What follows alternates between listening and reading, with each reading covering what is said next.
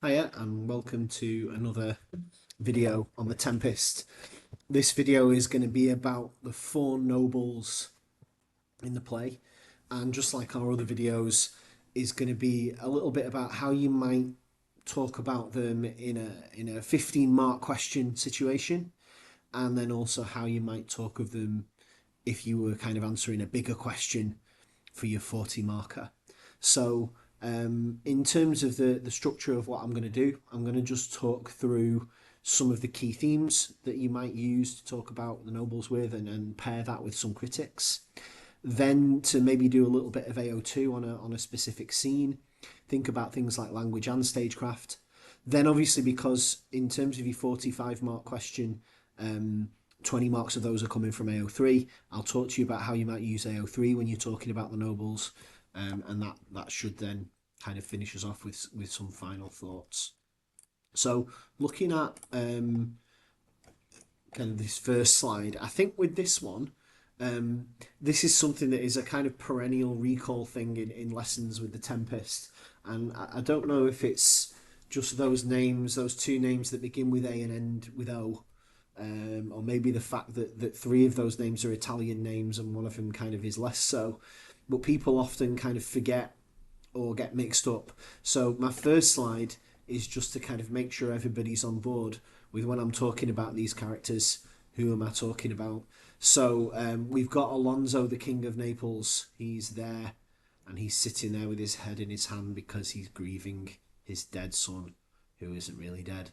Then we've got Gonzalo, his advisor, who seems to be breaking the fourth wall here and looking directly at us. Then we've got Sebastian, who is Antonio's brother, the Prince of Naples. He's here in a different production, I think. He's allowing himself to be led astray by Antonio, who is the Duke of Milan, and he is Prospero's brother. So Alonso, Gonzalo, and Sebastian are the Neapolitan characters. Alonso is the Milanese character, or Milanese character, if you want to be fancy. So just make sure when you're talking about the nobles that you're happy with who's who. It's one of those things that people tend to get a bit mixed up with just in terms of the names. Going on to that then, I've come up with maybe two themes that you might link these characters to. So let's say you got a 45 mark question that asked you to consider ideas around threats to order. I think that's the biggest one here. So if you get a question about threats to order, or even things like Prospero's desire for revenge, or things like betrayal, then what you might end up wanting to talk about is Antonio and Sebastian and their pursuit of power. Thinking about it, what you might also want to think about is the less kind of obvious threat to order of Gonzalo's ideas when he does his speech, but we'll talk about that a little bit later. But largely, the threat to order in this play comes from Antonio and Sebastian, doesn't it? So if you were thinking about discussing and examining Shakespeare's presentation of that threat to order, you would look at Act 1, Scene 2, and you'd refer to that because that's Prospero's story of Antonio's betrayal. Shakespeare tells us who Antonio is from the perspective of Prospero before we meet Antonio. That sets up our ideas about Antonio being the betrayal, or being the betrayer. And then in Act 2, Scene 1, we get to see Antonio enact that because he starts convincing Sebastian to kill Gonzalo and Alonso. So I think an incredibly useful quotation or an incredibly useful critic for the Tempest when you're talking about threats to order is Deborah Willis here. The play's threatening other is not Caliban, but Antonio. He has a kind of pathological addiction to treason and fratricide. Antonio seems to be a permanent enemy of state and family order. So thinking about this idea that this play does have kind of darker themes around threats to order, you might want to consider that and consider those two scenes. Also, in terms of the nobles and related to the threats to order, I would say if you were going to talk about forgiveness and reconciliation, you probably will need to bring in ideas about the nobles because they are the ones who need to be forgiven by Prospero. So I've framed it like this. This is only one way of looking at it. But if I was talking about forgiveness and talking about Antonio, I'd probably say this. Prospero's forgiveness of Antonio is an embodiment of the idea that forgiveness is a moral, rational choice. Forgiving is not forgetting. I always think it's really striking at the end of the Tempest when Prospero decides intellectually that the best thing to do is to forgive, that makes you a better person. He makes that a moral choice, doesn't he? It doesn't mean he likes his brother again. It doesn't mean that he considers his brother to be a good person or that he wants to have any sort of relationship with him. And he makes that really clear while he forgives him. So he forgives Antonio as a moral choice, not as a feeling, I guess, not as he doesn't feel anything for Antonio. And in fact, that is Prospero's line, isn't it? The greater action is in virtue than in vengeance. It's better to choose to forgive than to give in to your feelings of violence and vengeance. You may not feel that's true, but it's certainly the message of the Tempest. Act 5, Scene 1 is the one you would talk about. And you might also bring Gonzalo into that as well in terms of the Four Nobles, because another way of looking at it is, in fact, Prospero is triggered by his feelings. It's just that he's triggered by his positive feelings for Gonzalo. So as soon as you say anything about the Tempest, you can always then immediately argue its opposite, can't you? You could say that Prospero actually is led by his feelings. He's led by pity for Gonzalo and his kind of feeling that Gonzalo doesn't deserve the treatment. So I've got two quotations here again from critics that you might want to kind of think about. I suppose it'd be better to look at the one on the left here. Nor, though Prospero can spare and forgive, is there any sign to the end that he believes the evil curable, either in the monster, the born devil, or in the more monstrous villains, the worse than devils, whom he so sternly dismisses. So he thinks Caliban is a born devil, and then he thinks Antonio and Sebastian are worse than devils, and Prospero doesn't think that he has cured their evil, right? But he has learned patience, has come to regard his anger and loathing as a weakness or infirmity, and would not have it disturb the young of innocent. That is Prospero's moral victory. I like the way that A.C. Bradley outlines that, where he talks about Prospero perhaps as a moral compass for the play at this point. He knows that he can't fix Antonio or Caliban, but he's learnt that his own anger and loathing is his biggest weakness. I also was interested in this Amanda Mabiard one, which was one of your Tuesday readings, one of your Wednesday readings in first year. It seems that Alonso's only true regret is his betrayal of Prospero has resulted in the loss of his son Ferdinand. Nevertheless, Alonso's brief and conciliatory pardon me is enough to please Prospero. The forgiveness of Alonso is really weird, I think, and I think Amanda Mabiard notices it's almost skipped over. Prospero doesn't seem to hate Alonso, but also Alonso doesn't seem to be particularly sorry for what he did to Prospero. He's sorry because he's overwhelmed by his grief for feeling he's lost Ferdinand. But he kind of just does say sorry, pardon me, and then that's enough to please Prospero and everything's fine. Maybe there's a point you can make there. I think Amanda Mabiard might be hinting that something about the way power works, maybe something about the way that the great chain of being might work. We've got a duke and a king here who maybe don't need to apologise too much to each other because they're both aware that they're just kind of redressing a balance at the end of the play. So, thinking about the nobles, I would say probably those are the two ways in which you would talk about them in a 45-mark question. If you were talking about threats to order, I'd talk about Antonio and Sebastian. If you were talking about forgiveness, you might say something about the way Prospero forgives but doesn't forget.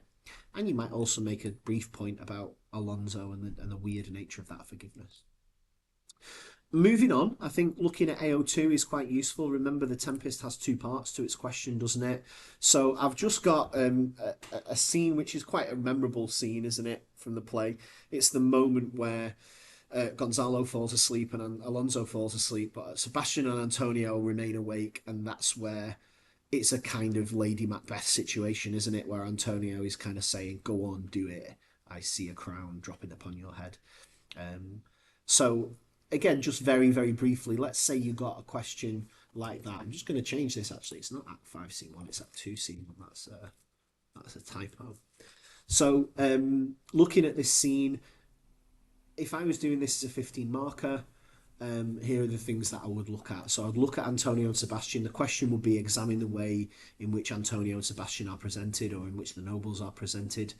And I think when you're doing your 15 marker, your job is to just kind of have a quick look at the extract, make an argument, and maybe then try and see two sides of that argument. So let's say I was looking at this scene. I'm going to quickly read the scene. Why does not our eyelids sink? Not all my spirits are nimble. Sebastian and Antonio then have this back and forth. And really, Sebastian and Antonio start to have this agreement that they're going to do it. So in terms of the points that I would make about this scene, I think I would talk about the nature of their relationship. Number one, I might take Deborah Willis's cue and build an argument from that and say, this scene shows us that Antonio is the one who is the play's threatening other. We see Antonio persuade Sebastian to kill his brother. That might be the first point that I would make. In order to make that point, I think I'd talk about that water and sleep imagery, where that kind of couplet there at the end of the scene, Sebastian says, I am standing water, I'll teach you how to flow. So water is being used as a metaphor there for taking action and grabbing what's yours. Also alongside that, you've got all the way through, you've got the idea of sleep being a metaphor for inaction. So noble Sebastian, now lets thy fortune sleep, die rather, winkst whilst thou art waking. He is using that metaphor of sleep and saying, wake up to take your opportunity. He does that all the way through. Antonio kind of says those things about kind of, I find myself not disposed to sleep, nor I my spirits are nimble. I would also probably want to talk about how Shakespeare builds the connection between Sebastian and Antonio. So there's lots of shared lines here. So you've got, whilst thou art waking, thou dost snore distinctly. We've got trebles the oar while I am standing water. They are constantly kind of completing each other's pentameter, but very often, that is showing that link between them. My second point that I would make in terms of that relationship between Sebastian and Antonio is that Sebastian doesn't take that much persuasion, does he? Sebastian is also a character who wants to do this, and he's allowing Antonio to do that. So when he uses the phrase, well, I am standing water, Sebastian's use of that standing suggests that he wants Antonio to teach him how to flow. And I think the way I would talk about Sebastian is Sebastian has to pretend that he doesn't understand what Antonio's saying until he's absolutely sure that Antonio means it. So when Sebastian uses sleep and waking, he's using that as a test for whether Antonio will help him to kill his brother. So he has to kind of protest. I do, and surely it is a sleepy language, and thou speaks out of thy sleep. What is it thou didst say? This is a strange repose to be asleep with eyes wide open. That kind of what is it thou didst say? That strange repose. He's using the metaphor of sleep there to kind of poke at Antonio and try and work out whether Antonio really means let's betray our brother. So those are the two things that if I was doing a 15 mark question, probably those are the two big key points that I would make. Antonio is in charge and he is the threat to order, but Sebastian is easily persuaded. If I'm talking a little bit more generally about the nobles, one of the things that I've said in these videos before is thinking about stagecraft will always get you marks, and because it's a closed book exam, it's easier to remember visual symbols on stage. So you're going to need to remember quotes for this exam, but you also need to remember visual things. I thought about two things that Shakespeare does with the stagecraft, and one of them is one that I've already talked about, which is sleeping and waking. So the two things I would talk about if I was using Antonio and Sebastian, I talk about Shakespeare's use of clothing. Clothing is a symbol of power and status in this play. There's several moments where the clothing is significant. Gonzalo notices their clothes are dry, suggesting maybe that they still want to try and retain their status.